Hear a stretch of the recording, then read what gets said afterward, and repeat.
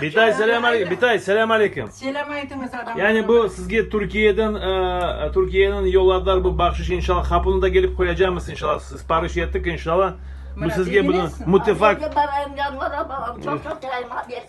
Видишь, хочет туда. Сфотографируй, фотографируй, как она хочет. Allah çabuklarım versin. Benim Пусть yaman фотографируй, как insanlarım она için. рада хочет стать. Benden de çok yaşasınlar ama benim kolgenimi görmesinler. Ben bir 20 katı kezler oldum da unutmuşsa Ayten, yapmadım. Türkiye'deki adamlarga selam yolla. Bana şkaf çıkardım. Selamünaleyküm kardeşler.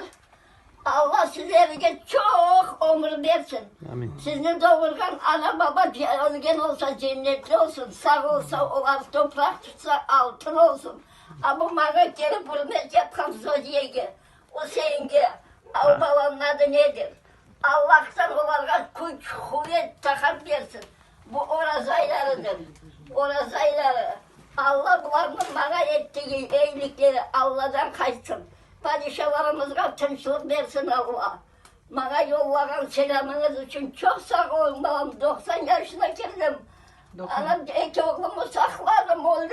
Bütün 8 tane oğlum yatıyor bu kabristan'a. Bütün yatan kardeşlerimizle ayakta ol gelip doğurdu. Kardeşlerimizle Allah'ın rahmetli olsunlar. Allah rahmet. Euzubillahimineşşeytanirracim. Bismillahirrahmanirrahim. Sübhaneke Rabbike Rabbil İzzeti ama yasifun. Ve selamun alel murselin. Elhamdülillahi Rabbil alemin.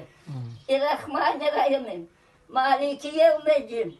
İyyâke na'budu, iyyâke nestaîn. İhdina sıratal müstakîm.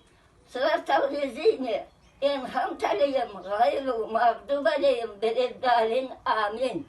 Allah korunacak hepinize babam, onda Türkiye'de yaşayan şenlikki, baba çakarımıza, abi bunda yaşayan Hüseyin'e, Zodiye'ye, bütün ümmetimizge, Allah'tan emir gelsin, korunmamış haza, bela, afatlardan, yaman közlerden, düşman şeylerden, yaman çillerden, yaman hastalıklardan saklasın da, hepsine Allah uzak ömür versin. Toprak tutsalar altın olsun Allah'tan emir gelip ne niyetler olsa bala çakalarına onu versin Allah. Amin Amin. ya Rabbi. Allah kabul eder miyim duamı babacığım?